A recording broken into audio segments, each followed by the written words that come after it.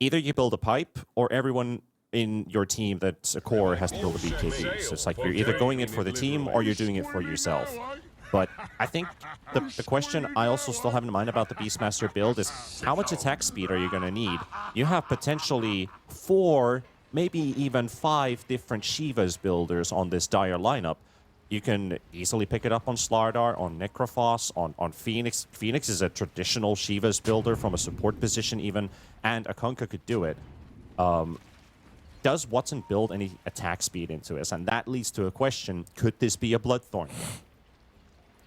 Yeah, I think Bloodthorn is also a good option for the Beastmaster. I mean, Beastmaster, he naturally has a lot of attack speed, and just he won't really buy items thinking of attack speed. He'll probably buy the items thinking more about how do the items help him stay alive and kill heroes.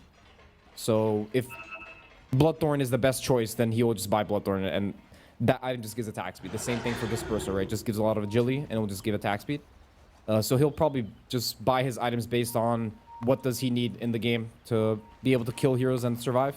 Yeah, yeah. And Watson, he's definitely familiar with this hero. He's been playing a lot of games on this Beastmaster carry. Most of the carries, they're very familiar with it now. All right, well, we're going to have the bounties spawning here, and looks like they're going to be able to challenge the river for just 1 bounty rune.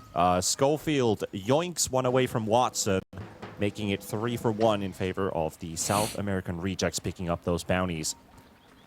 And was looking at wits. We're going to have a Brown Boots Radiance Necrophos with, you know, a lot of farm speed, but just 1,000 HP at some point of the game. Yeah, let's see how his item build develops. A lot of the players, they just put all their items on the quick buy, just to have them. But if he can get a good game and you get the Radiance early with Brown Boots, it's definitely the ideal. I think you don't want to delay it on Necro, but sometimes you kind of need to buy some items here or there. Maybe he buys like a Falcon Blade or some item to give him a little bit of HP early on. And Schofield already blocking the wave level 1, pulling the wave, making some space for the Sardar. Yeah, Maldi's trying to use suffer in this lane. Blood Grenade and the double bores to slow down Frank, and that's almost going to be a first blood. He's got 60 HP remaining as the Slardar in the bottom lane has to TP back to his tower. But a bit of a close call there. I mean, Silencer with your Q slow, with your Blood Grenade, with the Boars. Yeah, that ramps up really quickly. Yeah, this lane for South America regions is one of those lanes where you play to lose less the lane. You're going to lose the lane, but you play to get XP and as much gold as you can, and you never really try like an aggressive move unless the enemy's out of position. So you don't go for any trades, you don't really try to poke the enemy, you kind of just play passive, pulling waves and trying to get as much as you can. This is your double melee versus Silencer Beast. Not really a fun lane for South American regions here. But Schofield, he's no stranger to this situation. He's probably one of the best players at this, playing the melee hero, pulling the wave, making space, trying to avoid the confrontation, right, the 2v2. And you already see Beastmaster top of the last hits, 9 and 4. He's going to have a really free game in this game for Watson. Yeah, Schofield is absolutely the guy. Like, he's not afraid to make a rotation to the mid lane, even if he's level 1 on a clockwork. Like, I see it so many times. Like, if there's an Ember Spirit on your opponent's team, Schofield will go there to just bully him, even if it's just to break the Flame Guard. Now he's kind of locked in with this lane to help out Frank just secure that easy farm behind between the towers. Yeah, the clock's probably going to be looking to either TP top or mess with the mid after he pulls some waves bottom. But the bottom, this lane's going to get harder and harder and harder for South American regions. This Slardar hero, he suffers a lot against the slows and attack speed slows. And that's what the boar does, right? It has attack speed slows, so the Slardar can't really bash people with his auto attacks. And slows are just good for Slardar as well, since he has to use his Q spell to be able to leave some skirmish. And then when that spell's on cooldown, then he just kind of just dies. So Beastmaster is a very good hero for Slardar in lane and in the game. Schofield looking to sneak behind them to steal a Lotus. Malaby and Watson have been more busy on the pressure side of things, so this Lotus is only picked up at 3 minutes 17 seconds. Usually people are already there before the 3-minute mark even hits. And I'll give Lotus 1-1. Saksa with the other. Looks like the mid matchup is kind of even. Both heroes will just farm. Of course, they picked the Void Spear into the Kunkka. They kind of just needed a hero to play with the supports, so not a crazy matchup that Void Spear should win. It's probably just going to be both heroes just farming. And in the top lane, you see the Necro full free farm. Yeah, and the Bristol kind of both carries are having fun. Both offlaners, not so much. Exactly. And it's totally normal for the heroes that they're playing versus their matchups. And just the order of the picks, right? The offlaners pick blind most of the times, and then the carry player, they got the counter pick. So expected outcome for the lanes. So both carries super happy. Schofield is going on a bit of a trek. He's trying to dodge that Razorback. He's at a tier 2 tower right now. Still got one creep behind him. Almost gave vision for the tower to hit Schofield.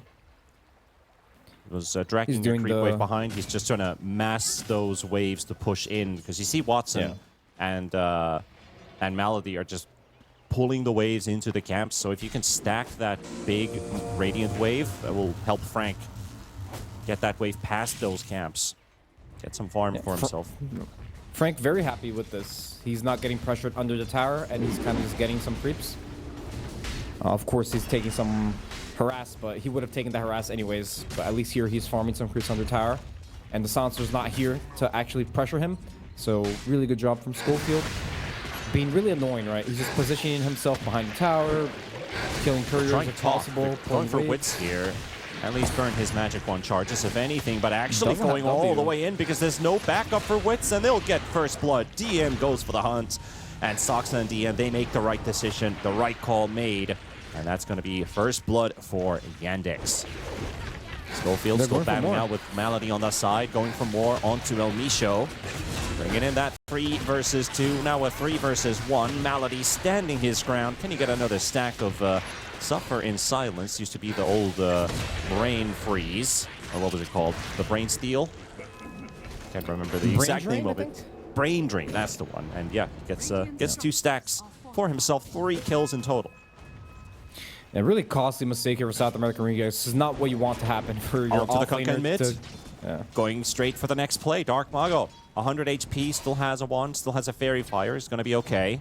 But a good move from Soxa. Still had enough mana to rotate to the mid lane after that long battle in the top lane, leading into multiple kills.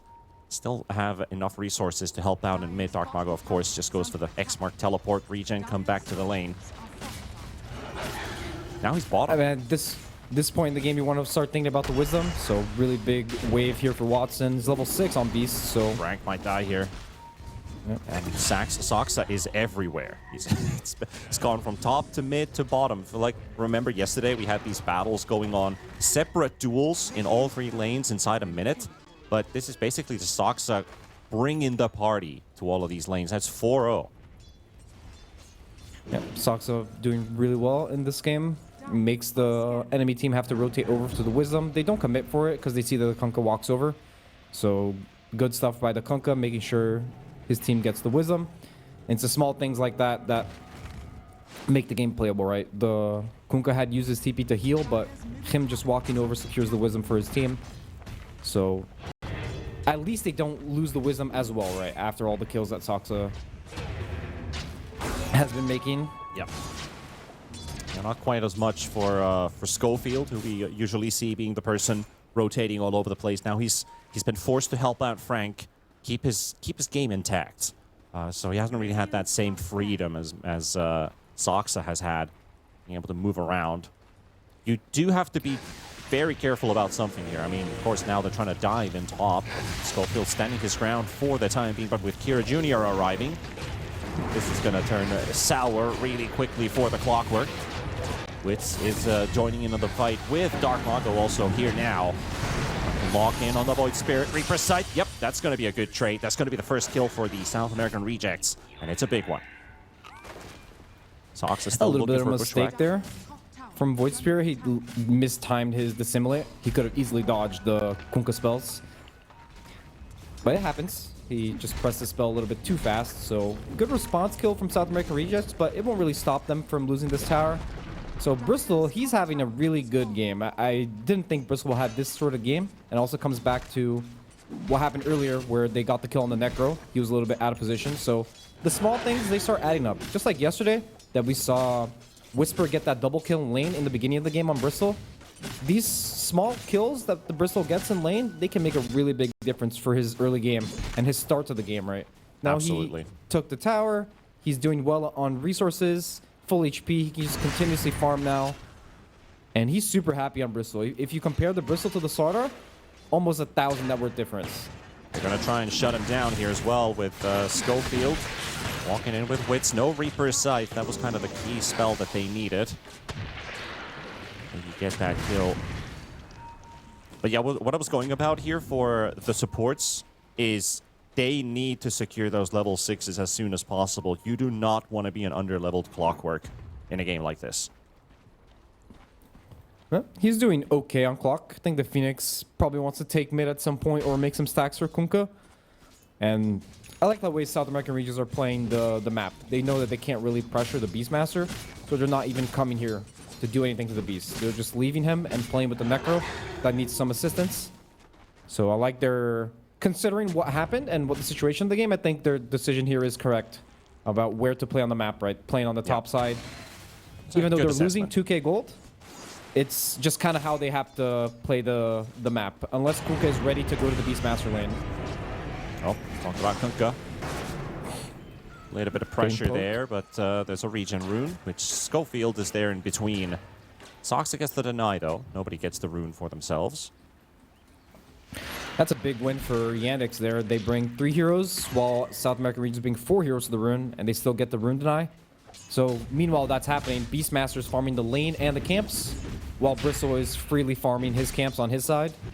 So it's a big economy win for Yandex.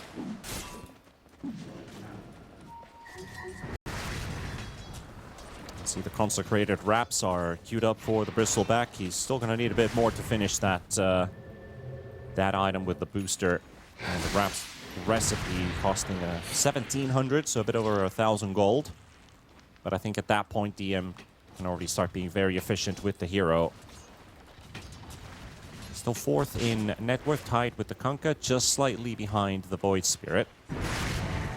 Watson, of course, holding his natural position here as the top farmer. But that might change with the Necrophos Radiance. Not too far off now. I like how Schofield's here soaking some of that XP because he really needs that hook shot. Yeah, he's being the classic bodyguard, right? He's just here breaking smoke, making sure Necro doesn't die to some random move or something. If someone dies, it's better for the clock to die than the Necro to die. And Schofield is really, really good at that positioning. Look at the bottom secret shop. They saw Frank with the ward. He's still a bit too deep. They're just hoping for him to extend a bit further.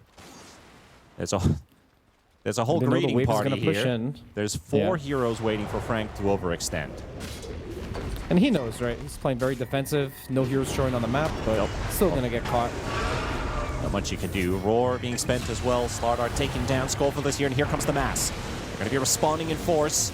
Got Watson dropped down to half HP. He's got the money for the Ags, but he won't be getting to the secret shop in time as he's controlled. He's killed. There's the hook shot coming in from Schofield, but it's not a optimal one, or is it? It's enough for the X mark to the Reaper's Scythe, and the job's been done. Malady trying to run away from Wits and Dark Mago, but they should be locking in that silencer, and that's a triple for Wits. And they will end up having a 3-for-2 trade in the favor of the South American rejects. So, you know, Frank soaked up all of the attention at the start, but it's a good reply.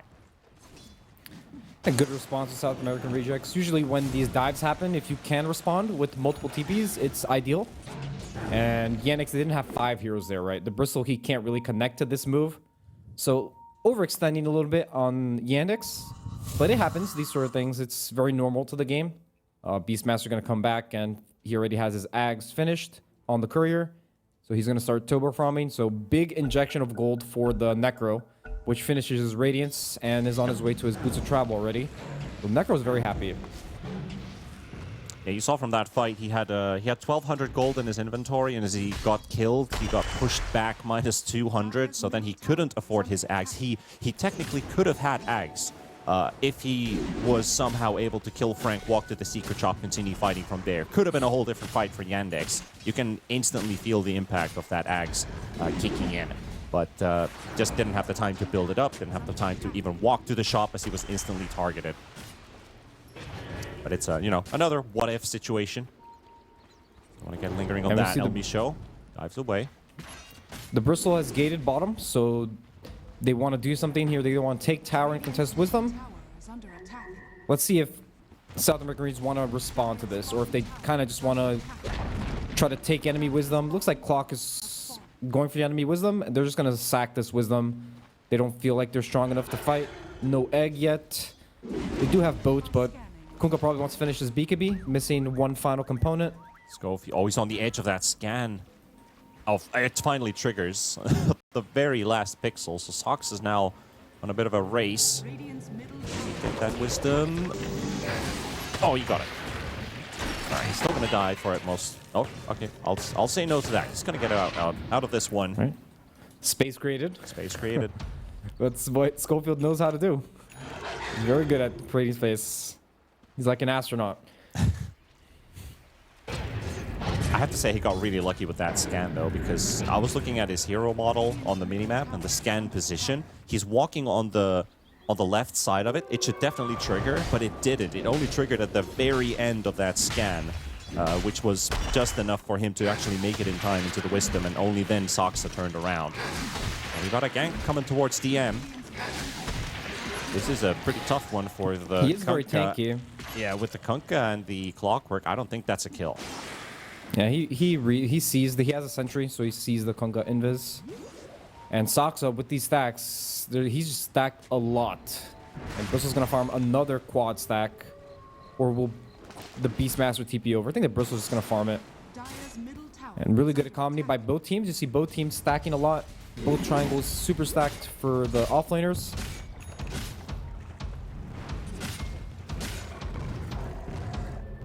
And Atos on the Hoodwink, so very interesting that Hoodwink has become a tier 1 hero after this patch. I think all the changes benefited the hero a lot, and the item build varies a lot too. A lot of people, they kind of just buy mana boots at the Glimmer or something like that, but you see Soxa with the Atos, so kind of bringing it back to the old build where people bought the Gleipnir, but no more Maelstrom in the Gleipnir, right? So will he upgrade this later? We'll see. Has a Solar now in his quick buy. Yeah, always a nice flavor about the Hoodwink is if the game happens to go into like a super late game, you have a very strong damage dealing support in this Hoodwink. Oh, that's an 80 rune. That's perfect for Kira as they're doing this smoke here between the tier 1 and the tier 2 towers of the Dire side. You got to be careful here. It's only El Misho, but if they get to Dark Mago, that could be a big kill. But they're caught by a scan. They knew something was going on, so that's a good read on the South America rejects. Yeah, the Kunkka almost has his BKB, so he doesn't want to fight. He's like 50 gold off it. So the call is just to, let's just sack this tower and try to contest Roche when Kunkka has BKB. Clock already scouting with the rocket. Oh, Frank. And let's see how they do this. They probably know that they want to kill the Roche on Yandex. They have Bristol and Beastmaster, two very good heroes to kill the Roche. Right, one of the reasons why Beast is super broken is that this hero can just solo kill the Roche with the axe. And it's dying quick. They need to get here fast. Got vision with the rocket. They're still coming through the gate. They are so far away. So it's going to be a short-handed fight here for South America Rejects, and they're just trying to disrupt them for as long as they can. Global Silence is going to be spent as well. Watson is low. Roshan down to 500 HP. He's going to be picking it up, and Schofield's going to be the one to fall first. Watson is dead, and Tsar will get the Aegis. It goes for Dark Mago. He'll be able to pick it up. It looked a bit rocky, but they got the job done in the end. They got a crucial kill. They shut down a potential power spike timing here from Team Yandex, and they only trade a Clockwork for it. Yeah, really good turn of events for South American Rejects, so good gameplay from them. You know, they waited for the Kunkka BKB, they played it chill, waited for their timings. Clock constantly scouting the Roche, right? They're not late to the Roche or just giving the Roche for free. So they definitely know what they're doing. They have an idea about the game, when to fight, when to not fight, right? So good stuff from South America Rejects. I thought it was a bit hasty from Yandex. I think Beastmaster committing to the Roche was probably not the best there. Since, as we said in the draft, South American Rejects, their lineup has a lot of AoE spells, right? So before they get BKBs on Yandex, this Beastmaster, he just dies to their spells, right? So he kind of can't be first contact. He can't be the one in the pit hitting the Roche, he's just gonna get all spells thrown on him. And they don't really have saves, right, on Yandex, so there's nothing he can really do on Beast. He has to have his own BKB, maybe a Manta later to dispel the Sardar Corrosive. A bit of a mistake there from Yandex committing to the Roche the way they did. Yeah, I think it could have been a judgment call. They had that Ops Ward on the stairs of that top Roshan pit. They probably thought they saw two heroes there that, hey, we have time to take this Roche. They're not even close. Could be one of those judgment calls that we can do it. We're 5v3. Didn't quite work out in the end. That means that small 2,000 gold net worth lead that they held on to is given away, but now fighting in top. Good shot onto the end. Frank's going to follow up on this. Bristleback's not feeling as tanky now with 4 heroes surrounding him. And another Reaper's side stack picked up. That's going to be the third for Wits. Really nice for the Necro. He's super snowballing his game. And first time gold lead for South American Rejects. Yandex, even though they had that really good laning phase, they couldn't really capitalize on it and keep snowballing. And I really like the way Schofield is playing this game. He's just constantly being the bodyguard for Necro, right? He's just constantly with the Necro, serving as a hero to break smoke and also a hero to maybe get an engagement, stun heroes for the Necro so he can do damage, as you saw there when they killed the Bristol. A Clock very good against Bristol. He can trap him in the cogs, and Bristol, he doesn't really want to just sit there hitting cogs, right? He doesn't really have that much attack speed. Especially if there's a Phoenix W on him, he just cannot get out. From a pause for player perspective, how often does that happen? Is it like the draft-specific thing, or is it a player-specific thing on the team that your pause 4 acts more as the bodyguard above the pause 5? I think a lot of times it just comes down to how do the heroes interact with one another. I think Phoenix could also be serving as the bodyguard, but I think the Phoenix combines better with the Kunkka, right? The Phoenix brings the damage to the Kunkka combo, so if the Phoenix is hovering around the Kunkka, every time the Kunkka presses his X combo with the Phoenix Sunray, that's probably a kill. And it wouldn't look like that if Clocked would with the Kunkka, right? So it's more about like the pairs, how the heroes pair together with each other. And it makes more sense for the melee hero, the Clockwork, to be with the Necro, like the hero that has stuns, to be with the hero that doesn't have any stuns. Yeah. Right? So more a draft thing than a player preference. Yeah, it could have been any hero to really break smoke, right? It doesn't have to be the melee hero, but... Let's see what Tormentor coming up. Let's see what the smoke's going to do. There was a setup here from Yandex, but if they see DM first and nuke him out of the fight, that could just be a Tormentor given away. BKB. They are spreading. DM in a good position, and now they're going to be completely split. Frank is the one who ends up being alone, and they'll take him down. Arcmago willing to fight with the amplified damage and the BKB. He'll target the silencer, even though he has already spent the global silence. There's nothing left to give. Now onto the Phoenix they go. They're going to nuke down El Misho. Roar comes out onto the Kunkka, and now as he is isolated, that's going to be the Aegis going down. Phoenix buys back, TPs into the fight. DM holding the front line, keeping Wits at bay, keeping Schofield away. Kunkka getting focused on again. Watson's got so many stacks going for him, and just nuking down this Kunkka. He'll find himself a kill off of that. And now Malady should also be returned into the fight as well. They got Wits locked in, and that's 4 heroes down from the South America Rejects. And who died on the side of this Yandex team? All they lost was a silencer, and that was already after he used the global silence. That is a clean win. And not the best engagement there for South American Regions. Sauter gets jumped and bursted. And Sauter, he's having a really rough game this game. After his rough laning phase, he's having a hard time finding himself in the game. He doesn't have his BKB yet for this Tormentor fight. And good stuff there for Yandex, hitting their timings. As you see the Sauter, he kind of gets just bursted before the fight even starts, right? And then they could have just backed here from South American Regions. Like the could just walk away and they can exit with the egg. But they choose to keep taking this fight, and it doesn't really work out for them. Phoenix gets bursted without being able to use egg. Even uses the buyback there on Phoenix. But he can't connect as easily as a silencer, right? They still have the tier 1 bottom for Yandex. So it's super easy for them to just use buybacks to contest this Torm. One of the perks of Radiant now is that if you keep this tower alive until the Torm, you can easily just TP here with buybacks or connect here for this fight. So Yandex abusing it with a silencer buyback. Yep. And big win for Yandex. They're going to get the Torm right after, too. And the thing is, as well, like, the balance of power depending on your positioning, shift so quickly in a game like this when you're just 20 minutes in. It started with DM could have been the one to die because he was isolated from the rest of his team and he was being approached by 5 smoked heroes. But his positioning in the trees, constantly moving in these like very questionable moving patterns, they haven't really spotted him. Their smokes start to pop because they all spread out to look for the targets, right? And then you end up losing more heroes than the one you were hunting in the first place. As Schofield will walk into this gang squad, another for Yandex. Tanking the gank, all good. Better for the clock to die than the necro to die.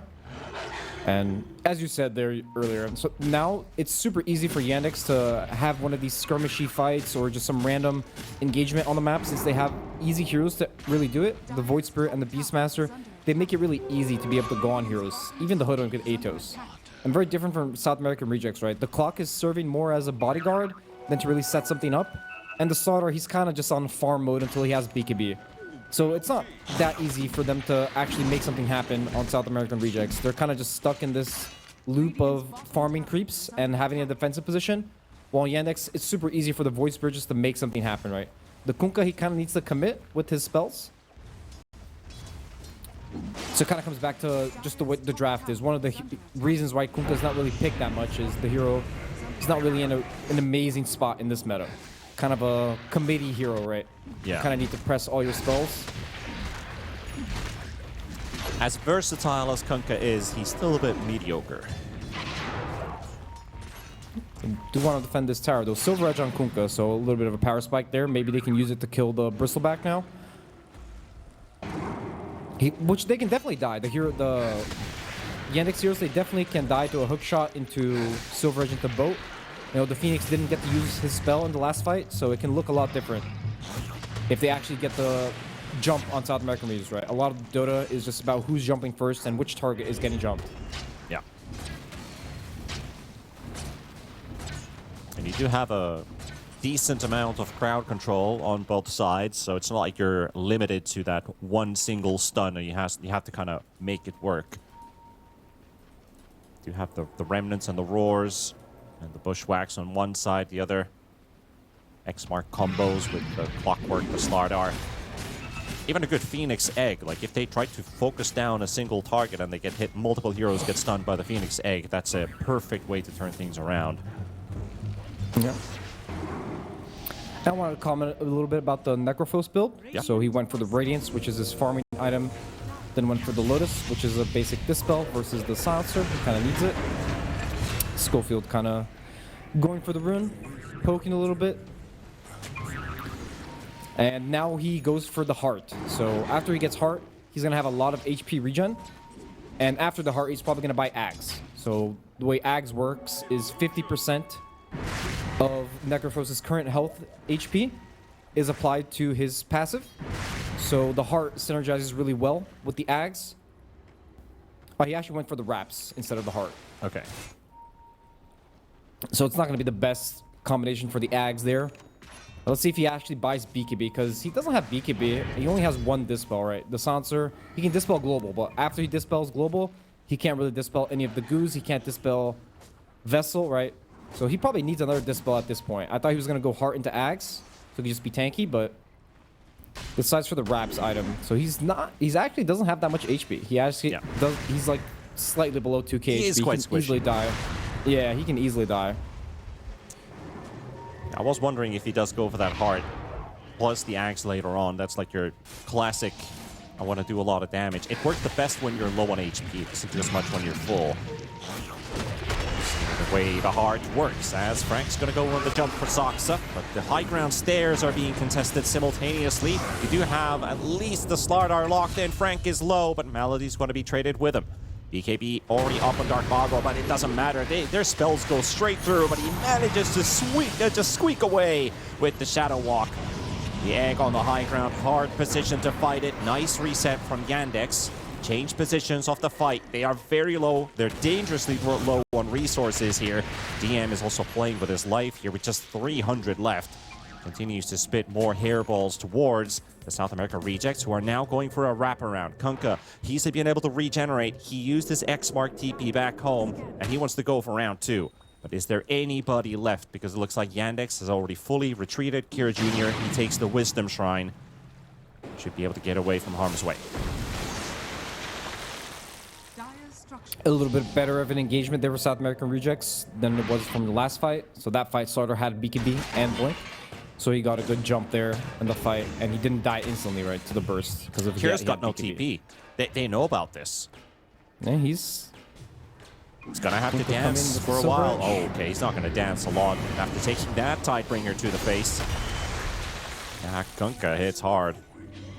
Got greedy for the Wisdom.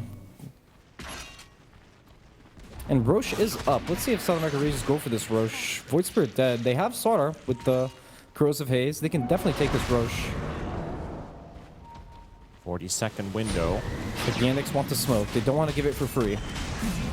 But Roche will not roar since Yandex took it first.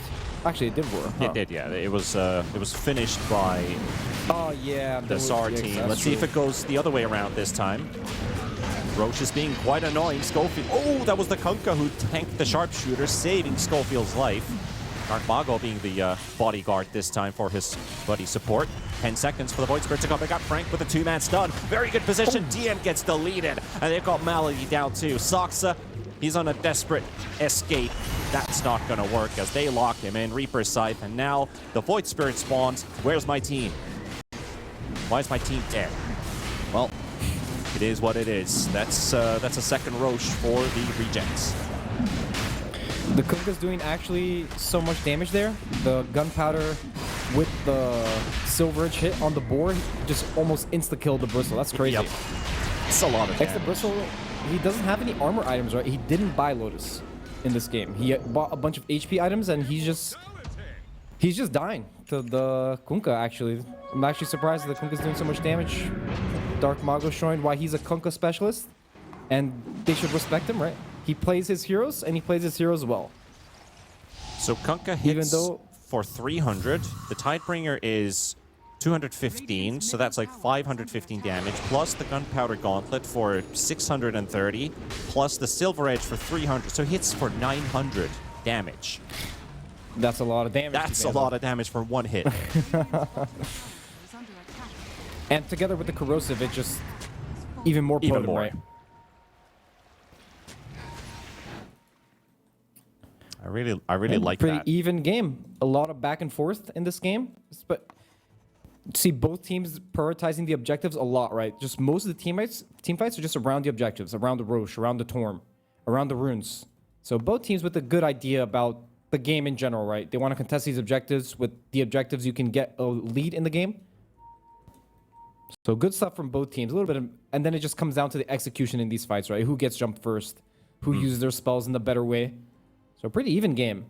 South American Regis showing that they're still alive, even though playing against Yandex, one of the better teams in this season, right? They won multiple tournaments.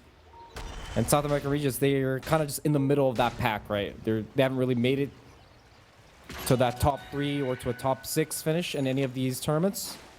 But showing that they can still do it. Yeah, and they are here. They're here right now. They're definitely going to take this as a challenge, see how far they can go in the Swiss stage.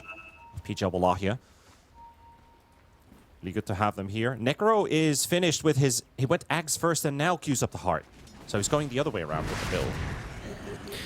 It's all right, too. It combos well with the Saddest Innate, right? When you get a kill or something, it increases your region by a lot. So yeah, it's not the worst. The Kunkka trouble middle.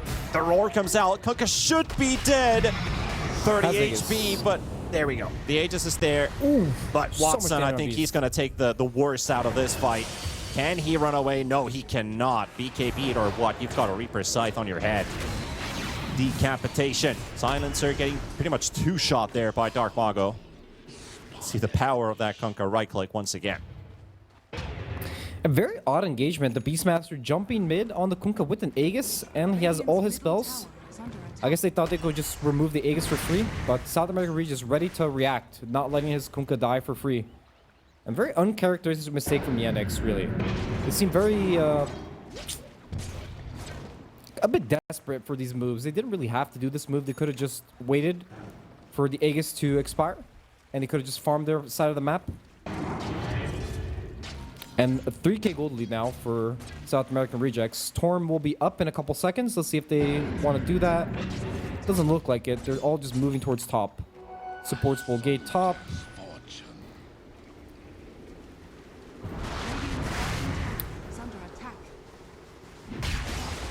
AC queued up on the Beastmaster, so recognizing that they need the armor versus the Starter and the Kunkka, right? No Lotuses on Radiant. I feel like it has to be kind of some sort of mistake that they have no Lotuses at 32 minutes, right? Bristleback didn't go for Lotus. Hoodwink also didn't go for a Lotus. Silencer also not queuing a Lotus. And it's such a good Lotus game versus the Starter and even the Phoenix, right? To remove the Fire Spirit stacks. Yeah. Just general dispelling. They don't seem to have a single one even queued up. We just have a Glimmer Cape, a hook, and that's all. Hook shot. Flies in onto the silencer. Schofield just saying a quick hello, backs away instantly.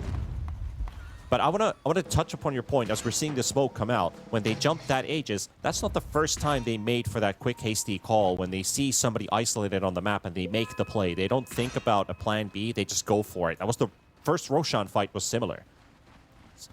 I feel like that could just be Yandex's style here in this game, but they got to make this one work. They're committing to the smoke. It's going to be without Malady, but he's got the global silence. He doesn't need to be around. Do they run into anyone? They're going to pass each other's here. Scan is also not on point. And the Rejects with a nice read of the map. They just look at the minimap, see nobody's showing. No lanes are being pushed. They must be up to something.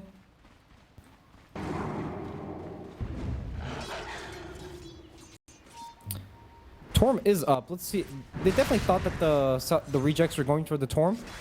They smoked over, but not really going for the Torm. Will they kill it themselves? Looks like they do want to kill it. We'll Clockwork scout this. Here comes the rocket.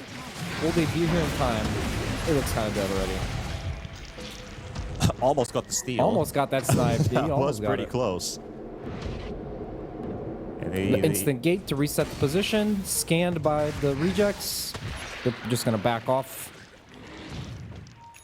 DM is on the hunt. He did see the camp getting cleaned up there. But nobody in sight. Another walk with the shard for Soxa. Get the good old boomerang. Used to be more busted than it is today, but still pretty strong. They even nerfed it in the last letter patch.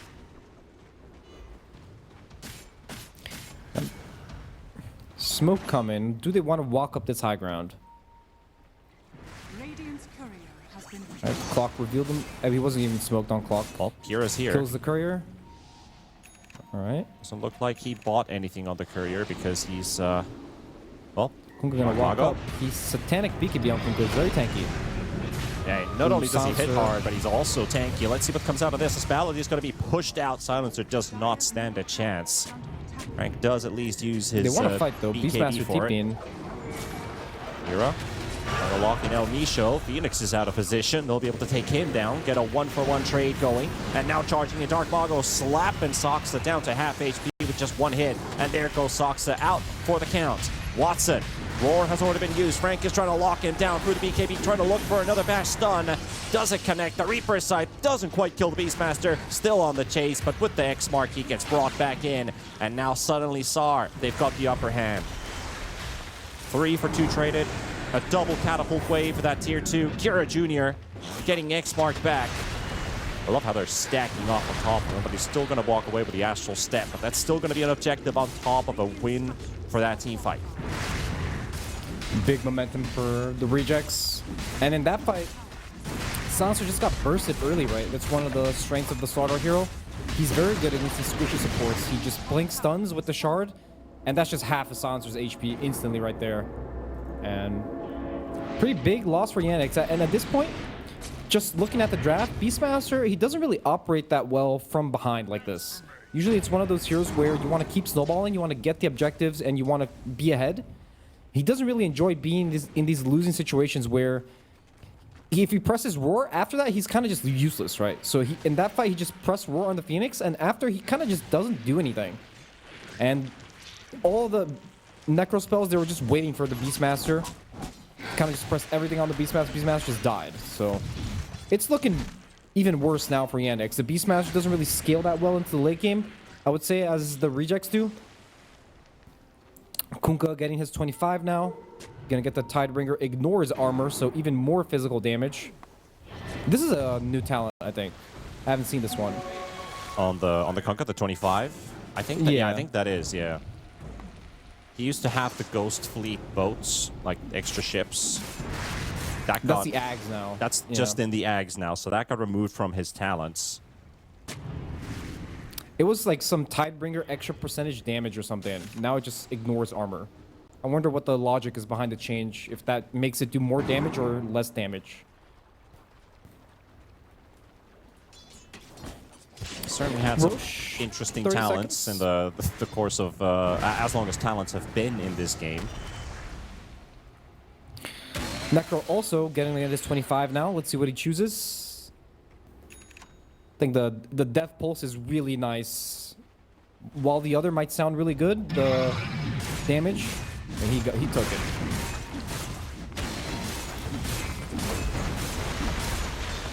Roche will be spawning in 10 seconds. Guaranteed respawn. So you see Clock constantly scouting with the rockets. And the game's going to come down to this third Roche. Whoever takes it's going to be a really good spot. And it's kind of an uphill battle here for Yandex. The Beastmaster, he needs to get a really good jump and burst the target. But it's really hard to burst the Kunkka, the Necro. The only targets he can really burst are the Sardar. Even the Sardar, if he gets the puddle off, he probably won't die in a single stun. As Phoenix has Crimson and Force Staff. They have also Force Staff on Clock, so they can save the target that gets jumped. So Yandex, they're really looking for that burst. If they don't get a burst on a hero with the Roar, the fight's going to go really sour for them after. Yeah. And they're really looking for that timing during the team fight when they can go for that burst, because it's not like they start their fight with the burst and just, you know, throw everything at that first hero that you see. They might just do it in the middle of a fight. I think in the last triangle fight, they went for the burst only when El Misho's Phoenix was out of the picture. And then tried to focus on Dark Mago's Kunkka, but that didn't quite work. Actually, they might be able to burst this Necro. They have a Nullifier on Bristleback now, so they can probably press every single spell they have on the Necro. And they might be able to burst him. They have no Luduses besides the Necro, so no real way to easily dispel the Global. So they can easily go for the all-in burst with the Global. Yeah. I'm just looking at these HP bars. There's so much HP in all of these heroes. Dark Mago is going to be scouted out with the dust. He's instantly going to be backing away. But he spots Yandex's approach. Yandex are splitting as DM is cutting the wave. The others are trying to find information. High ground advantage for the rejects. You see Roshan also walking into the pit, holding a cheese and a refresher shard. The fight for the Aegis. Right in front of the pit. They're going to try and go for the nuke onto the Bristleback. It's going to work out with the Global Silence coming out. They got the Bushwhack into the pit. It's only going to connect onto Wits, but that's the hero they needed to isolate for the time being. You also have the Roshan Roar in the middle of this fight. Schofield is dropped really low on HP. Melody's the one to fall, and they're going to push DM and Kira Jr. away. Dark Mago and Wits on the chase. Trying to find the Bristleback. Soxa is also quite alone here in the middle of three dire heroes. Finding on the top side of it. This is such a spread out fight. It's just two supports dead. A lot of splitting, a lot of chasing. Roshan just chilling in his pit like, what the hell was that? Sar finally walking into the pit. Do they still have something in the bag here for Yandex? Roar in 20 seconds, so they're probably they have to wait for Roar at least. Oh my god. Okay, yeah, that's a lot of nuke right there. They just blow up the Void Spirit. Kunkka slaps. Yandex not really able to burst the core, right? You saw the starter getting roared in that fight, but he already had his BKB off. And if Beast can't really burst a target in his ult, then the hero kind of just doesn't do much. So, as we said earlier, it's just the game is in a really hard spot for Yandex at this point. If they don't get like some good team fight where everything lines up for them, it's really hard for them to win the team fight now. All the heroes on South American regions, they're very tanky. If they can't get that burst, they might get it now. They might go on this Necro. No Aegis on Necro. Oh. They have Nullifier. Slowly building up the burst. 3,700 HP to burn through. They got the Nullifier in, and that should do it onto Wits. There we go. Watson picks up the streak. They got the job done. But reinforcements are arriving. Frank takes the 1v1 onto Watson. Watson is not interested in fighting Frank right now. He's just trying to survive for as long as possible. Get as many drums of swarm charges out if he can. Blink forward, looking for the TP. Bye-bye. Makes it out. We saw there the power of the nullifier, right? Necro doesn't have a BKB. So even though he has all these shiny items, he can still die. He's probably going to buy BKB now. Let's see which item he's going to replace. If he's going to upgrade the Ags and then have another slot, or if he's going to sell the wraps and just buy BKB. Oh, Sanser. Good plan to do that. Global Silence, he does get it off. He does survive. And Slardar's getting focused on now. That roar duration is going to be long enough. And Wits buys back. Necro feeling like he has to commit to this one. Reaper Scythe. Oh, that's not gonna quite hit the mark, but Watson's still gonna die. A really costly engagement there for South America. You don't really want to use your buyback on your carry like that. So now Necro has no buyback. And they won't really get anything off this, right? They're just gonna have to push lanes, and they use the buyback. Yeah, these are not really ideal. Very, how would I put it? High risk, low reward in a way. Yeah, I would say just questionable decision, right? Is it worth it to use your buyback just to get a casual kill? Probably not.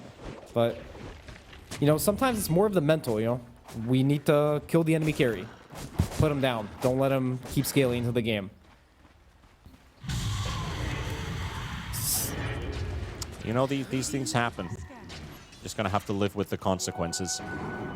You're not really allowed to die, and if you do, you better hope that your base is not in shambles after. At least you got tier 2 towers up, so you have an extra glyph, so you know there's going to be a 10-second invulnerability period for your buildings. They're eyeing this Necro. Mago's in a good position.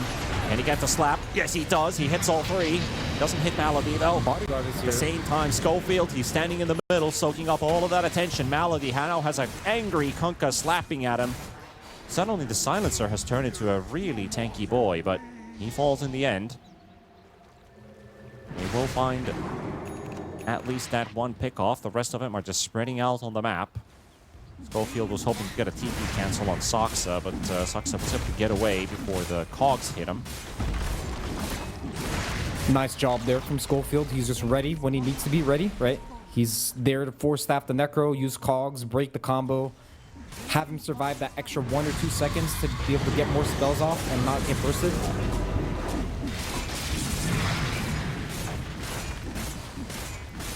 And they feel confident to hit the high ground here. Aegis on Kunkka still a minute and a half. So really hard for Yandex to commit on this Kunkka. Banner down. They want to commit to this. Still have a cheese on the Slardar.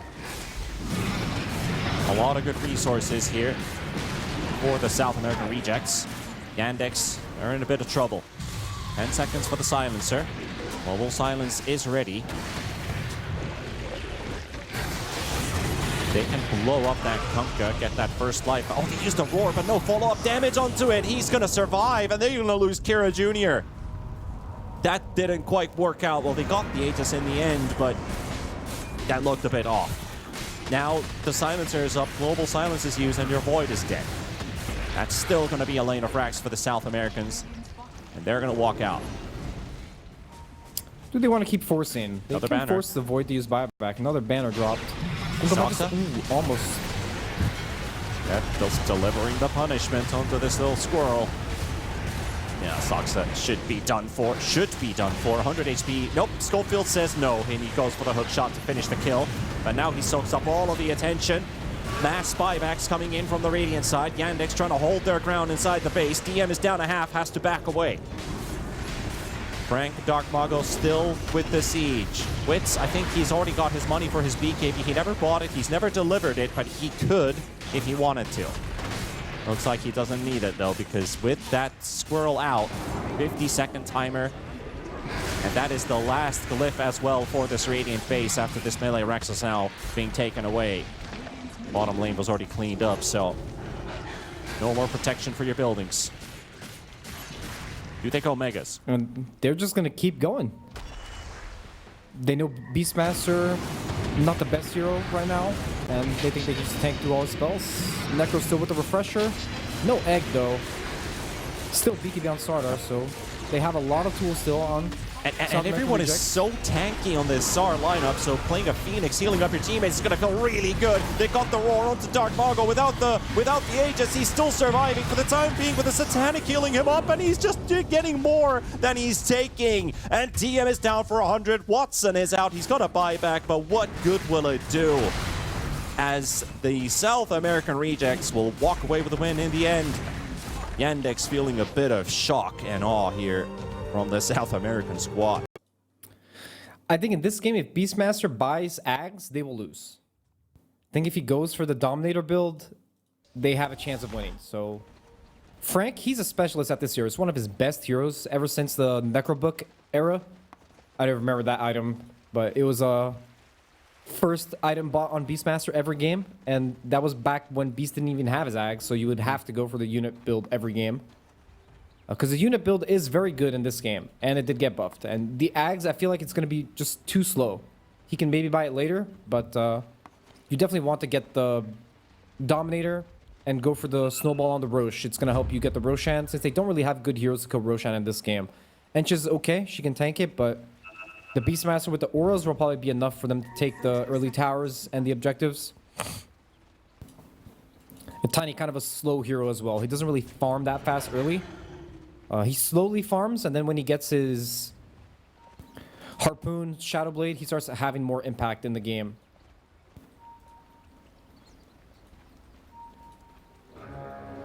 At least you're lucky you have the Hoodwink in your team and not the opposing side if you have Harpoon, because you're most likely going to hit a tree instead of the Hoodwink. The battle begins. That's true. Well, we got the game starting. Bounties split 2 for 2 this time around. Schofield yoinked one of them, making it a 3-1 in game 1. So now an even split in bounties. Soxa and Watson were sticking around in the Radiant Triangle, hoping to maybe walk into some ill-suspecting support. Looks like they want to start as 3 in their offlane with Tusk. He's in a really good position to get a first blood.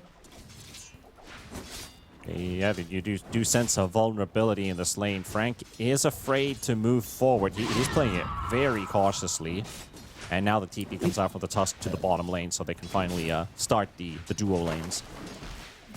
A good read there by Frank. You know, these sort of things, they can happen really fast. You can get caught off guard really fast. And it can hurt your game a lot if these sort of things happen. But they get a double board kill there at level 1. Which is really big. Good use of the entangle. The new active on the Lone Druid. One of the reasons why this hero is being picked is his Q spell, which is Entangle. He applies 3 stacks, I believe. I think 5 stacks, actually. You apply 5 stacks instantly, and they get rooted. And you see that little number on the Beastmaster there. It's kind of like a Jingu, where when it hits a certain threshold, I think it's 5, you get Entangled. So Entangle is not an RNG spell anymore. It's just about the stacks now. Yep. So maybe that was enough to make this Lone Druid hero a first big hero. And it comes through the Spirit Bear, just chomping through. And of course, when you pop that active, that worked pretty well in clearing up the boars. They all got hit by it. They take 90 damage per second. Boar's max HP is, well, 300, but it's enough for a couple of right-clicks dished in between. You can always clean one up. Watson does lose his courage to Schofield, doing a bit of reconnaissance here behind the lane. Snowball attempt on bottom, going for El Micho. They have a level 2 on the Tusk, and it's going to be enough. No shards needed, just tag team Snowball, stun lock, and nuke down the Enchantress. Big kill. Ench very susceptible of dying early levels. And even more now that the E-spell got a little nerfed. So she's not that survivable. And again, you see the Tusk being very good versus the Ench, right? You have enough damage to burst the Ench early, and it's really hard for the Ench to contest you on the side since you have that innate, the bitter chill, so you trade better with the Ench, and you're always able to burst the Ench with the tag team. Centaur being a really good hero with Tusk as well, right? He has the burst with the Q and the W. So good stuff there from Yandex. Well played. just trying to keep an eye open on this top lane the most. Like, why are they picking the silencer? We've kind of debated it. We've kind of talked about it a bit. Like, they know something, why this hero works. Falcons banning it against them obviously leads into, like, it is one of the Melody's strongest heroes. He loves to play this hero a lot. Just trying to build the whole picture of, is it a lane winner? Is it something that provides a lot for a bit of a softer carry? Is they're going to be actually making the play onto the silencer. You do get a decent amount of damage back with the entangle. Frank going to get rooted up again, and that could just be a kill, but Watson doesn't get the attack. It looked like he A-clicked, and it targeted Schofield instead on the access fly-in. Frank survives, Schofield survives. Lone Druid down. That was a sexy tree placed by the Hoodwink there. He placed the tree from his inventory, then he got the bushwhack. That was nice. Well played by Schofield.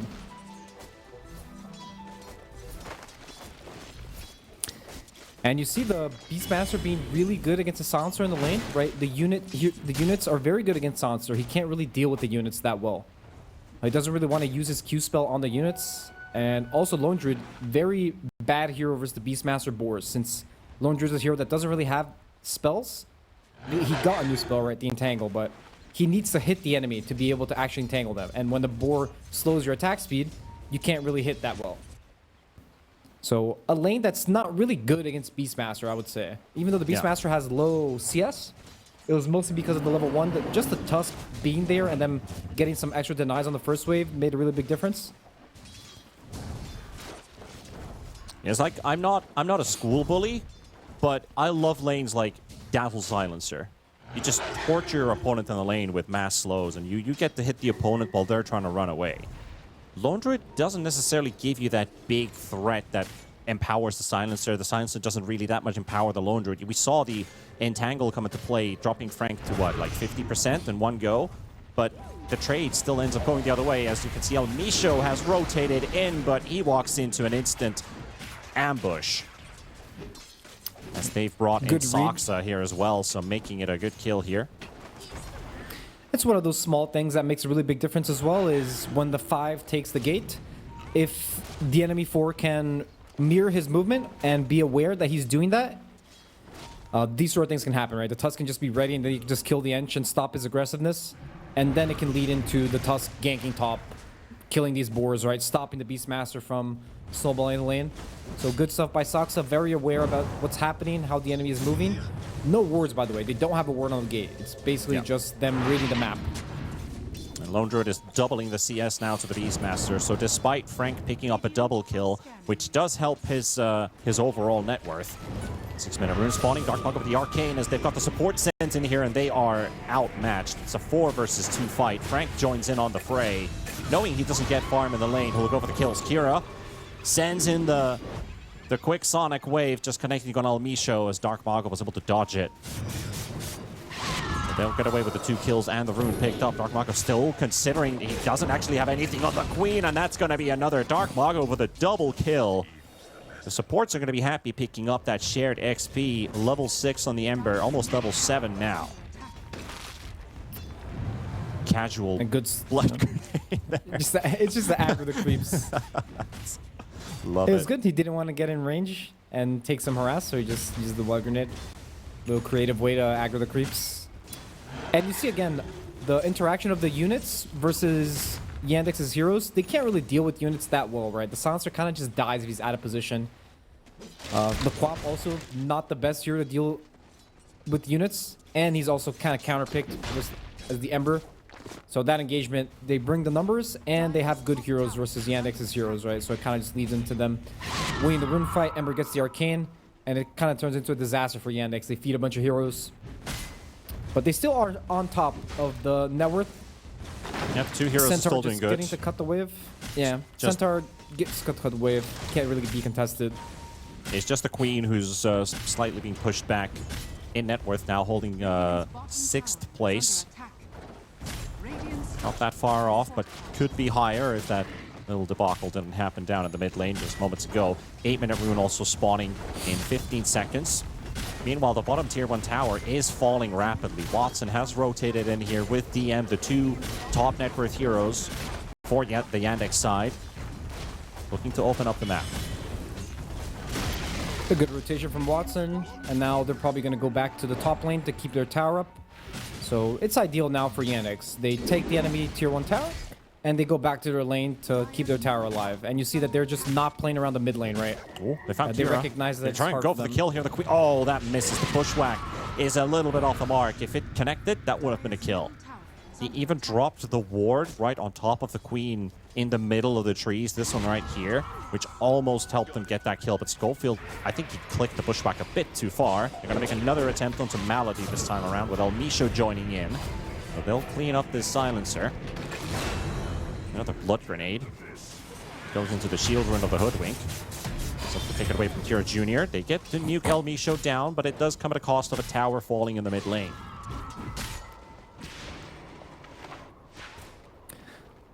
You see a lot of focus from South American regions on the mid lane since they have the counter matchup, the Ember versus the Quap. So they want to play through the lane that they have a good lead, right? The Quap, Dire's bottom tower is very low on resources, hard for them to interact versus the Ember. So they just keep running at mid, running at this Quap, not letting them play. And Yandex not really focusing on mid that much, right? They end up TPing some heroes, but the heroes end up feeding.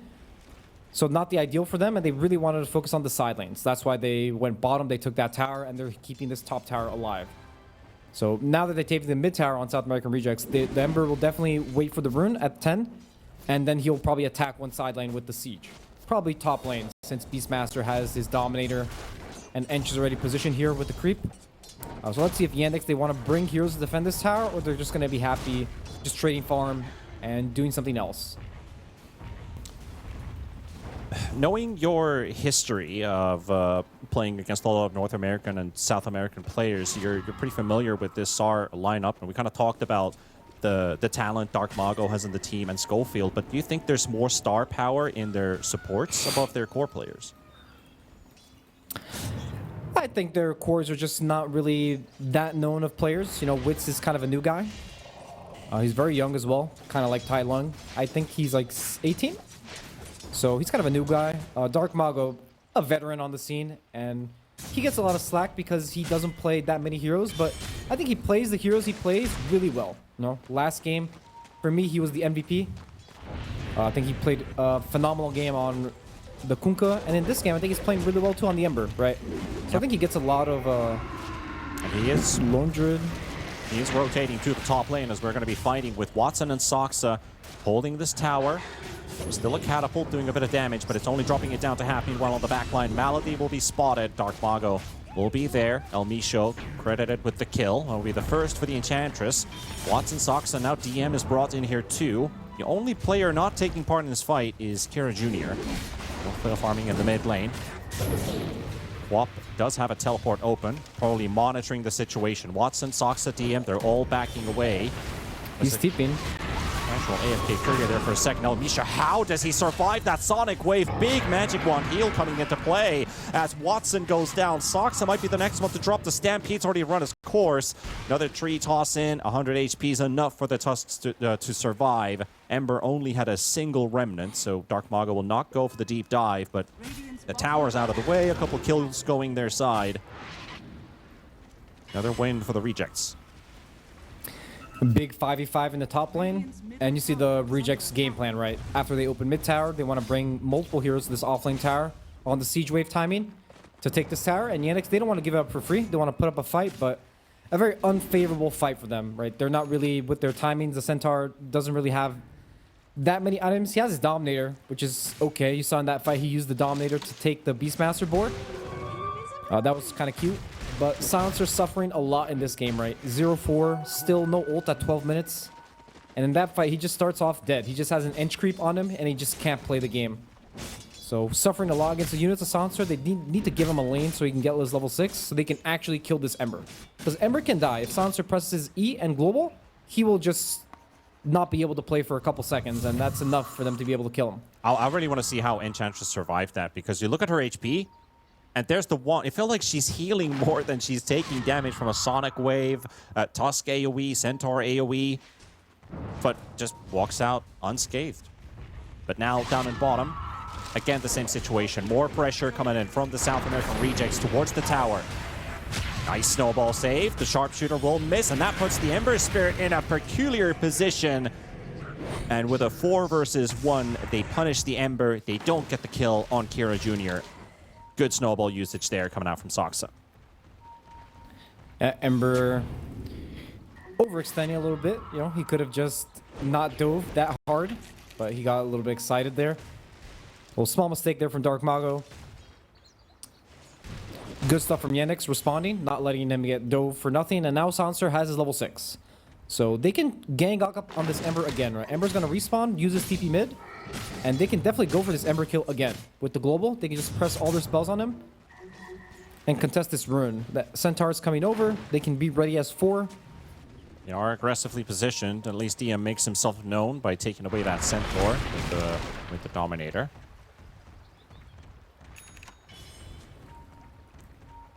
Watson happily farming the jungle, getting closer to his Mjolnir timing. 5 seconds for the rune. Everyone's down bottom. Nobody's on the top rune spot. Dark Mago engages onto Kira.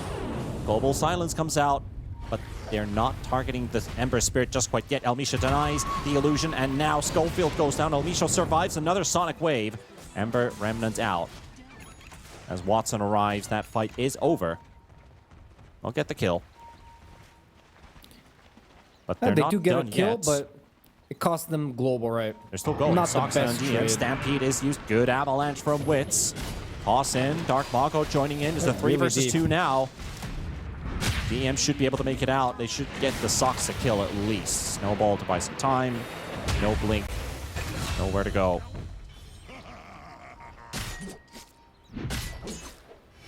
Not ideal for Yndx. They really want to use this global to be able to get an Ember kill. And you saw in that fight, it was a defensive global. The Quap is getting gone on, and they have to use global to not get gone on, while they could have just gotten an offensive global while they go on the Ember and they get a kill. So Ember gets to get a couple minutes without being threatened by the global, so he's super happy on the Ember now. Gonna try DM round number 2. Sharpshooter is there for the break, and that should do it. Dire's bottom tower is under attack. Pretty sweet kill there. El Nisho joining in, and they can now finally take down this tower. Malady did get the other wisdom. Is there still one? Yeah, there's still one wisdom picked up. It's the Radiant one that's nobody has picked up yet. Feels like nobody's even been playing this top half of the map. The top rune, the Radiant Triangle. Well, Frank has been farming there. And Beastmaster's super happy, just uncontested farming, right? He's recovered well in this game, and he's going for the full auras. I like it a lot. I think this is what he has to do in this game. He doesn't need to get the Ags or anything like that. He can maybe get it later if he really wants to. I like his build a lot. And this is Frank's comfort zone. He really likes playing the unit heroes. He excels at them really well. And already has his Helm of the Overlord, so they can start thinking about the Roshan. The Beastmaster, he needs to get over there to the Rosh. So maybe he'll just farm for now. At some point, he can take the gate and go for the Rosh. But he ended up using his TP top. So he's stuck here for a little bit. Maybe his team wants to rotate over to him to be able to threaten this tier 2 top with the Overlord. They definitely use this timing. Let's see how they do it. After they push this wave mid, maybe they will smoke the top, or they'll just walk. It looks like they want to pressure this top tower. Yandex are coming to defend. Yeah. And they're coming to defend only because Malady has been caught again. The Silencer dies for the 5th time. That means that on average, the Silencer is dying every 3 minutes into the game. It's a hard game for Silencer versus all these units. It's just really hard for him to position himself, and he's suffering a lot, right? Ever since the laning phase to even now, when the Beastmaster has his Overlord, it's just hard for him to position himself. And is it enough damage? Yes, sir, it is. That's a big pick. Shadow Blade reveal coming out from Wits, and it's successful. And that's going to open up the tier 2 tower, so they can chill with the thoughts of taking that Roshan, because it feels like they're just finding success on the map. and good stuff from South American Rejects, and another global used, kind of for nothing, right? It's super sad when this sort of stuff happens when you have a Silencer on your team. You don't want to use global defensively, and you want to use it offensively to get kills. But things are just not adding up for Yndx. Ember kind of getting like a free pass in the early game when he should feel super threatened about the Silencer. Absolutely, yeah. The Silencer should be the worst enemy of this Ember Spirit in this draft. And Silencer was picked up very early. The Ember came out in the final phase of the draft. So you're still picking it into it, and you're not feeling the threat of that Silencer Global at all. Yeah, Yandex just not combining together their heroes that well, right? They're just not playing that crisp in this game. You see the Lone Druid having a good game, but he never ended up in a good fight to be able to use his spells. Never really a good global in a fight. And Centaur very quiet in this game, which is a kind of a heavy farming hero. He didn't even buy Blink. He just went for the Lotus straight. And not even contesting Roche, right? You seem Yandex very disconnected in this game. They have felt a bit disconnected in the last 2 days. They're yet to score a win. They got 2-0'd yesterday.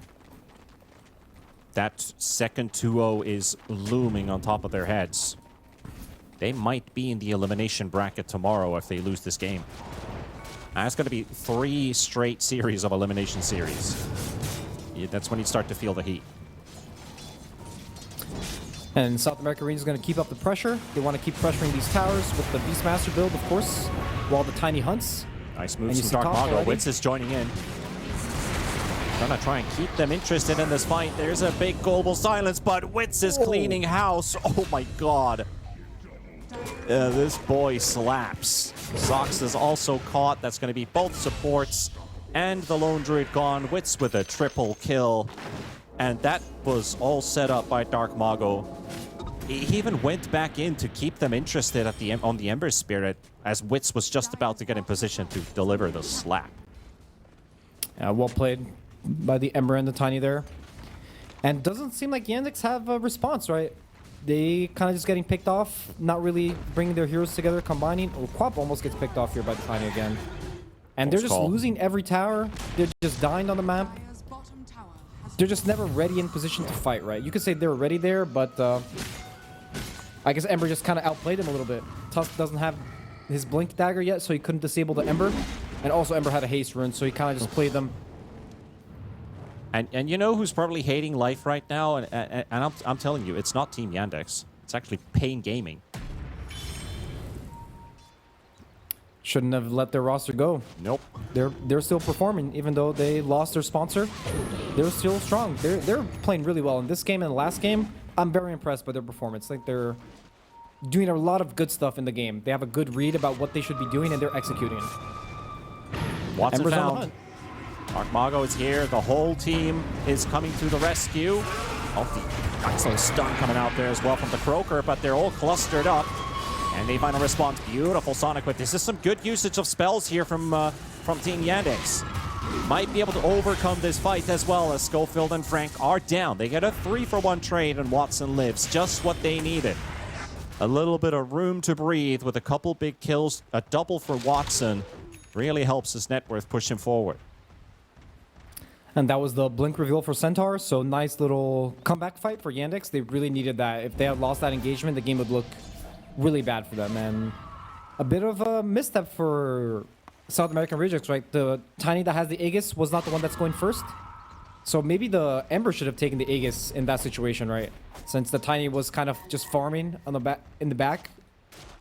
Maybe it would have been more value if the Ember had the Aegis there, since the Tiny wasn't going first anyways. Or maybe they should have just waited for the Tiny to come.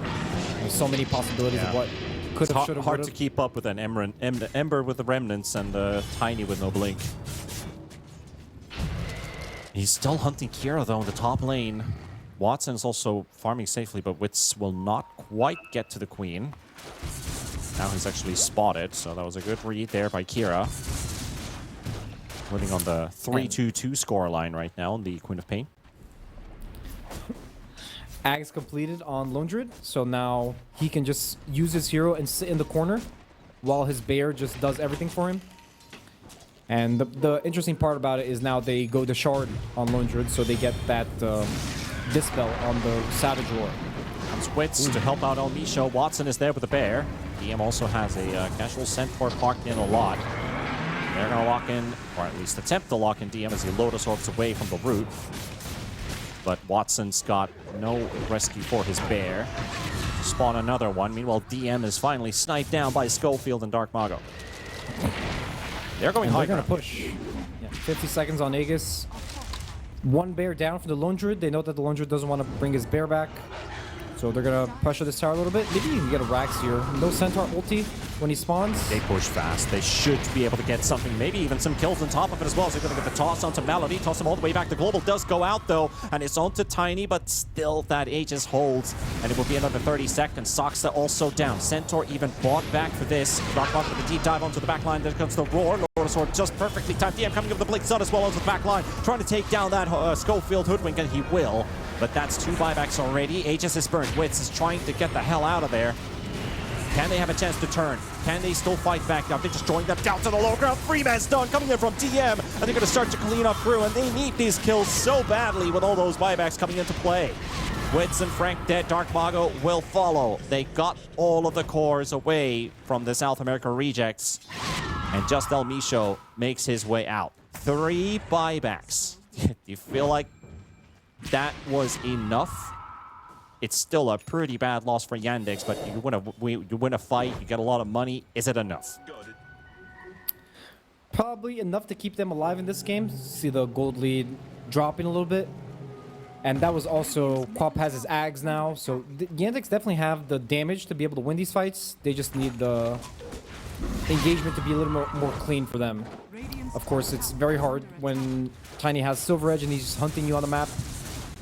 So, signs of life for Yandex, and a little bit of overextension from South American region. Like, they didn't have to dive the base like that, especially knowing that the enemy has buybacks, and they will use their buybacks. You don't just want to drop a Rax for free without using buybacks. And they're setting up themselves for a good contest about the Roche. The Roche will be spawning in 2 more minutes, and that's probably what the South American regions need to be able to close out this game. So, Ember going for a Yules. Now that he feels like the silencer is super annoying. Down Schofield in the river, bit of info wars. And good timing now for Yandex. They have all their core items, right? The Ags on the Quap, the Blink on the Tusk, Blink on Centaur, and Lone Druid has also finished his Shard plus Ags. So now he gets that free Dispel on the Bear. Even though the Bear is disabled, he can just roar on himself. And it also applies the Dispel on the Bear. So that's super nice for him. Have you seen that fetch ability being used a lot on enemies? Not really. I think they removed that, right? It's still in there. Like the shard for the Spirit Burst shows fetch. It's still in there. Oh yeah, that's true. I always forget that the shard for the bear is different than the shard for the hero. I like that concept that you have like a unique ability for the bear added on top through the shard. If you get the Tormentor, does it work like that? Does Fetch the Tormentor. Ember getting gone on? Let's see, but Dark Mago gonna get blown up, and even a Stampede used. Okay. That might have been a misclick there from DM. And another feed by the Ember. Good stuff by Yandex. They're ready on the wave to punish the Ember, and Ember pushing the siege wave by himself, right? So, mistake by him while his team is going for the Torm. Should probably just not die there, not put himself in a position where he can die. The question I was going to ask is, if you get the Torm and everybody has the Shard, do you get the Shard on the Bear? I think you do. But I don't know how the game recognizes it. However, that's a big pick here. They find Wits. He was invis, and they just dusted him on the spot. There was a dire scan, so he might have been caught by it. He's pinging that they have a ward potentially here, but there's no ward there. Might have just been the scan and a wild dust, and they just happened to get the right spot at the right time. Didn't exactly look at the initial sequence there.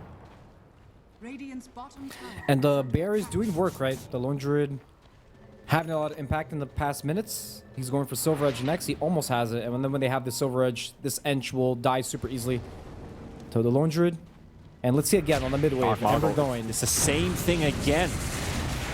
He's got a Yules, but does he have a way around it out? Global Silence perfectly Nice, used there by global. Malady. This Emperor's not dying just quite yet, but the last word will finish him off. And you've been talking about Ember feeding. Well, I think that's a chain feed now. I think he's died like 3 times in a row. Twice in the they're same just spot. feeding. Tiny feeding in the bottom lane. Ember dying twice in the same spot. That's one way to Very let your costly opponents mistakes. back in. Yeah, they're just making a lot of mistakes, individual mistakes that might just cost them this next Roche. And then, without getting Roche on Tiny, the game might start looking hard for us at the South America rejects. Yndx have full control over the pit. They haven't realized that the Roche has spawned, but as soon as they see it, they're probably going to go Roche, while Ember is still dead. Sox are looking for the rune top. DD. They want to save it for the bear. Still for the hard locked into the double damage. I always remind my Finnish co-casters and people that it's not DD anymore. It's 80. It's 80, but it's because it's not even 100% like straight up damage. It's like it's not even DD. Is that something that's still hard locked? Do you hear that a lot? Is it Yeah, just... people, the old school people, they say DD. Yeah. Just people understand it though. It's all good. Just more damage. Oh, take yeah. rune, more damage. It's more about like have some people try to adjust from something that is like ancient old data Yeah. to the new tech. Schofield taking Yandex for a bit of a walk, but that will not stop him from dying. And what we saw earlier from Yandex, them very disconnected, and we see it now from the South American regions, right? They're not grouped. They're kind of just feeding by themselves. And it's very costly. They're just feeding a lot of gold, and they're also just not in a position to contest this Roche. So free Roshan. Who's going to take his egg? It's probably Quap, right? Yeah, Quap already made some space. And a banner for later use. They still have a tier 1 to destroy in the top lane, so I think that banner might be sticking in their inventory for quite some time. But the comeback has it has its roots, it has its structures now. They're well in place for Team Yandex. Dire's top barracks are under attack. Tiny finishing his BKB, so he's ready to fight now. And Beastmaster, let's see what his next item will be. He has Ags queued up. He also had BKB queued, Boots of Bearing queued. Let's see what he decides to buy next. And another smoke from Yandex. They're just non-stop. Ember gonna get caught again. Again. A story old as age. Is under attack. Let's see if Yandex can start getting some towers off these pickoffs. And they see the tiny bottom. TP from Soxa. He's on the hunt. Well, we've gotten to a Lone point Druid. now where the Ember Spirit has fallen last in net worth of all the cores. Who is Well, he might safe. get this Lone Druid kill. Oh, yeah. Just Waiting for waiting another for the silver, silver Did the edge? creeps show him? No, the creeps don't see him. All right, Good backs spot. off last second. Close call. Mago's pinging that, yeah, he's got his farming pattern somewhere on the sides.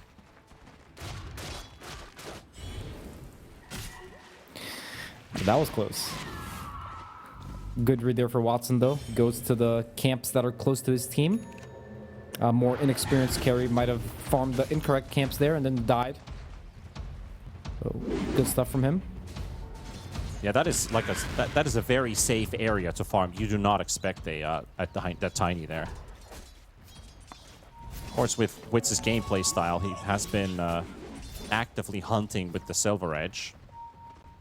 Doesn't know about the Silver Edge Spirit Bear, though. Beastmaster finishes his Ags, so he's ready to fight. And the bear, Misho's dead. and this Ench is dead.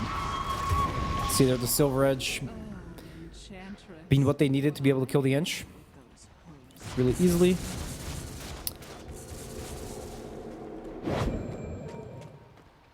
Concerning for South America rejects, what are they actually waiting for? Are they just kind of chilling and getting picked off, or are they actually actively waiting for some timing? Right, because the Ember, he's kind of far away from his Ags still. Maybe with the Ags, they'll feel confident to be able to fight. At this point, 2 minutes on Aegis, you're better off just waiting. This might be what you're looking for. Yeah. You just have a target to hit because Schofield ends up being in more trouble than Witz is able to provide support for. So Schofield is dead. Tiny doesn't have a way out. He's trying to harpoon. That's a nice one. Didn't know you can actually do that with a harpoon to the tier 2 tower behind that cliff, but it works. And throws a couple smashes at Soxa, goes for the TP out as soon as that Walrus Punch was put on cooldown. You also saw there the Tiny having some trouble to actually do damage. The Innate from Tusk is very good versus Tiny. Attack speed slows are very good against Tiny. So the Bitter Chill makes Tiny's attack speed really slow, and he has no attack speed items, right? So the Tiny scaling in this game is a bit concerning. They don't really have any buffs to put on the Tiny. They don't have a Solar Crest. I guess Hoodwink has Solar Crest. So that can mitigate a little bit of the attack speed slow that Yndx has. But definitely going to start being hard for Tiny to do damage, especially versus Quap as well. Quap is a hero that kites the tanky heroes around a lot. Middle tower has fallen.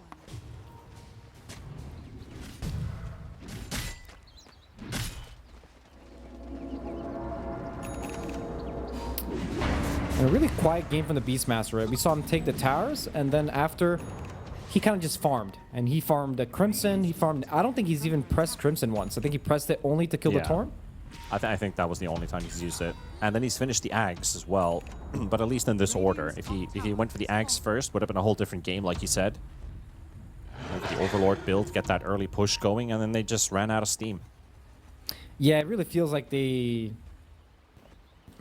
have nothing else in the tank, right? They're short of ideas of how to take the team fights. And still Aegis on Quap, 20 seconds. El Misho looks pretty dead to me. Still under enemy vision. They've got wards placed down here, so they know exactly where he's going. Instant teleport cancel. El Misho down. That means that Sar just going to spread out on the map. Cut mid, cut top. Actually hunting for Watson. Wits is in the top jungle again, but Watson... He only farms like this one camp. He leaves the Croakers up and he goes straight back to the base. So Wits is going to miss out again. He's got a real fear of missing out. FOMO hitting hard. Dark Mago being chased. Walrus Punch connected. Burst is sufficient. Man, just a Quap and a Tusk. It's just a repeat. Over and over and over. It's just the same thing happening, right? Yes, 7 deaths on Ember. Oh, he gets a consolidation prize of a Malady kill in the mid lane. Consolation prize, that's it. And they're probably going to go high ground here with the Bear. They have Banner, Ember dead. They can force a buyback. That's a pretty grim story. It's been one landslide, just down, down, down. It's good for Yandex, though. El Misho gonna get jumped on. Wits is right there. Ember buys back. They feel the need to take this fight and win this one. DM is low, trying to TP in the middle of everybody. Not going to work out. Suddenly, Soxa, DM both dead and on the chase to Kira. Rules up into the air. Chains are ready. Going into a bushwhack, followed up an avalanche stun. Just stun locked, chained, killed. Streak gone. Dark Mago buys back to end the streak on the Quap. All right, the same way Yndx came back from that top fight. Deja vu. Anyone? South American regions, they come back with the buyback on Ember. Good buyback. They get a bunch of kills. And more importantly, they know where Yandex is, right? Because they're pushing their base, so it's really easy for them just to buy back and take the fight. All these random fights, they're just been South American regions getting picked off. So you see there are 2 Blink-ins from the Centaur and the Tusk, so it becomes really easy for the Beastmaster just to roar. And they're just super out of position there. Even the Centaur not tanky at all, right? After getting broken there. And they put their focus on the Enchantress, but they couldn't get the Bear to hit with the Silver Edge. Silver Edge, yeah. Watson just recalled the Bear, left his team to die. Do they want to use buybacks here? They have buyback on Quap and Centaur. Oh, Dark Mago canceled Watson's Bear's TP, or did it? No, he's TPing now. Never mind. Bit of an early Balance hero, he has 2 TP spells. Recall and regular TP. Roar on the Bear. Looks like it's gonna be enough damage to take him down. El Misho hits like a truck too. Enchantress almost completely burnt out of mana. Throwing in those into the spears. Dark Mago, he's the one who has to be very careful now. He is on a potential dieback penalty. The mid lane is open. Yandex choosing not to use their buybacks. I think it was correct there. I think they lost top racks and the ranged mid. It's not really that big of a problem. I think using buybacks there could put them in a really bad spot. If they died on Quap and Centaur, after that, the game might just be over. So them recognizing that they might need these buybacks for the next Roche fight, which is probably the most important fight that's upcoming here in the game. And I think that also talks about the character of the team. They burnt their buybacks in that top fight, knowing if they lose that fight, it's going to be game over. They held on to the game. They've had a lot of success ever since. Now that they're facing somewhat of a similar situation, they're experienced in that feeling already. Of like, we don't have to burn these buybacks. Just chill, no panic. It's okay. We can lose our range racks. Yeah, cutting your losses there. You know, maybe you use buyback and you don't end up getting the fight. The enemy team, they back off. Then it's the worst of both worlds, right? Use your buyback and you don't get anything out of it. Yeah, just handing out the win condition. So I think that was good patience there from Yandex. Still in it. Beastmaster on with 5,000 gold in his inventory. Let's see what he's going to choose to buy. Goes for the bearing. So he's still going to have a lot of gold. So he can still buy another item. Or he might just save buyback for this next fight. Nowhere really to TP to. If the Roche spawns at bottom in 30 seconds, it will spawn. Yandex holding on to the high ground position. Schofield, this is a risky move. He gets the vision down, CSDM. It's going to be enough information for them. Wits now has a blink dagger as well on that Tiny. Does he get the target he wants? Locking in on that Spirit Bird, down to half HP. The stun lock is there onto the Hoodwink. Schofield gets forced out to safety. That's his own. Gonna have that Watson Bear pop his BKB now at 800 HP, but they got Wits being pulled to safety. Still has a BKB now. He has, but he's rooted, and he could use some help. Wits could definitely use some help. He's dropping low. The bear is gone. Sux is coming in with Kira Jr. still hammering on that Tiny, and that Tusk just landed a crazy crit. El Micho saved by Schofield. Here comes Dark Mago to join in. They've been able to push back the Silencer, and the Watson Bear is now rejoining the fight. Can they get the cleanup kills before the bear is here? Watson's Bear is now in action. Saxa is down. Malady is dropping. They'll get that kill. Watson's Bear and Kira still stuck around trying to help in the back. He goes down. The gem's down. The bear is gone. 60 seconds without a bear for Watson. Now you might have to burn those buybacks, Lillis. And they might have to use some buyback on Quap here. Big fight for South America Regets. You saw the fight got really split there. The Tiny got kind of isolated by the Bear, the Quap, and the Tusk. But meanwhile, the other heroes were getting bullied by the Ember, which came in big in this fight. Right, Quap already using buyback. Is that good enough? They're happy with the Quap buyback. Want to play for Roche now. Roche is up. Yep. And Beastmaster sitting on 5k gold. This guy is so farmed. He's the most farmed hero on his team.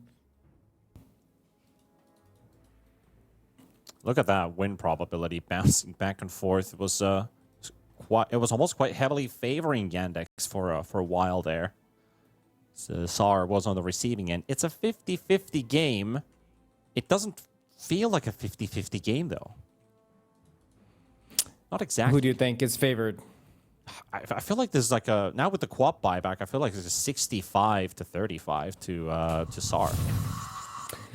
I think so too. I think just you see there what happened in the fight. The Tiny got isolated. He ends up dying, so good. But on the other side, there's just another fight happening, and the Hoodwink ends up using his buyback there, so he could easily connect by using his TP. Yndx overextending a little bit, going a little bit too far, and the Ember punishing them. Right, Ember with his axe, newly bought item. And remember, when the bear dies once, Lone Druid, he can resummon the bear, right? But he resummons the bear where he is. So the bear's just in the corner, right, of the map. Because Lone Druid's not there with this hero. So it takes a while for the bear to get into the fight again, right?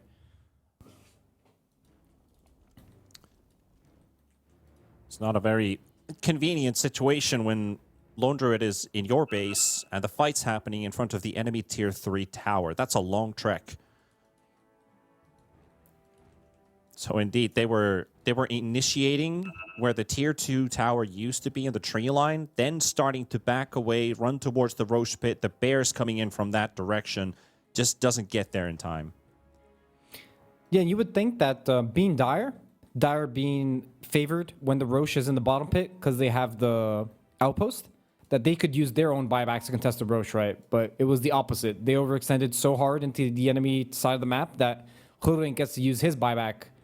He gets to be first contact in the fight, right? He baits a bunch of spells, is super annoying to die, and he still has buyback. So it ended up working better for Radiant than it did for Dire in that situation. What's the game plan now? I mean, we were kind of guessing it a bit for South America Rejects. Like, what are they waiting for? Is it item timings? Is it them waiting for Yandex to make a mistake or what? Now that we've seen a high ground hold and we've seen a second follow-up fight, again going for South America Rejects, what's the game plan now? You go Roshan. You won't have time to burn buybacks. Everyone's going to be back up. Are we just going to split the map for the time, get the waves out, wait for a good moment to use that Aegis for a high ground push? Is it just that simple? Yeah, I think it's that simple. They're probably not really going to go high ground against Quap. This year is very hard to go high ground against, so they're probably just going to play the map. And maybe they can go high ground on the 45-minute mark where the double siege is going to come and hit the tower. So you can just banner that wave, and the siege will do a lot of damage. But they can also just play map and try to get pickoffs with the Tiny Shadow Blade. At some point, Yandex, they will need to leave the base. They can't just sit in base all game. So they can play for the Yandex mistake, right? Try to catch him on the map, get one pickoff, and then try to go high ground and force the buybacks. Because they're going to have a really big lead after they kill this Roche. Let's see if they actually get this Roche, because 30 seconds still on Tiny. They might just go for the Roche now, and maybe put the Aegis on the Ember, or they'll get the Roche really low and then just wait for Tiny. Let's see what they choose to do. They're smoking just everybody going for up. a pickoff. I see. They're going to go without the Tiny. And Kira's going to reveal himself in the mid lane. Is this the moment to go in? What a mistake this could be. He's not expecting this at all. Dieback Quap, 2 minutes gone. You do not expect that play. You're thinking they're going for Roshan. We knew Roshan was up by the time that last fight was happening, and he just strolled over to the other side of the pit. So you know 40, 30, he's in there. So Quap safely thinking they're not here. And he fought off. A bit of a pause moment there, you know? Maybe Yeah, that too. Yeah, you brought that up yesterday. Like, pause moment, lack of focus, forgot what you were doing. I mean, it happens. It happens in pubs. It happens in these competitive games. Maybe South American regions, they're like full focus. Oh, the ideal place for us to do X, Y, Z. We should go here, smoke, kill this guy. He's not going to expect it. They made their plan, right? Both teams can theorize when it's paused. You're not prohibited to speak when it's paused. So yeah, you got to, you know, it's in the game. Don't hate the player, hate the game. You know. That's how it is, and it looks like there's an opportunity now to go and try and end the game here. Dreadful moments for Yandex. They gotta hold somehow. They might end up in the elimination bracket if they don't hold this line. DM going in for the Blink Stun, keeping them held in place for the time being. They are lacking that Queen of Pain damage. Watson with the bear. BKB now popped, charging in to destroy the banner. Gets roared up. Comes the snowball. Walking in the Beastmaster, but the Bear's just not getting any targets to hit. Now he finally gets to smack Frank. Dark Mago jumping back in. Bear number 1 is gone. Another available in 10 seconds. Glyph to keep that tower up. 25 seconds for the Queen of Pain. The clock is ticking. One more global answer. They can do with the snowball connecting again onto the supports, and they've got the Centaur locked in. DM, he has a buyback. Quap 15 seconds. Zoxa getting pushed back. Watson charging in with his hero this time around, but the Ancient is already falling down to half HP. Can they burst through it? 7 seconds for the Queen of Pain to come back up. Witz is trying to get closer, but the Bear is disrupting him. Malady goes down. Dark Mago is being controlled. The Ancient's taking hits. Witz is joining in, and the Ancient will fall as the Quap respawns simultaneously. And the South America Rejects, they just beat the Major LAN runner-ups of Yandex. That's got to feel good. It's a 2-0.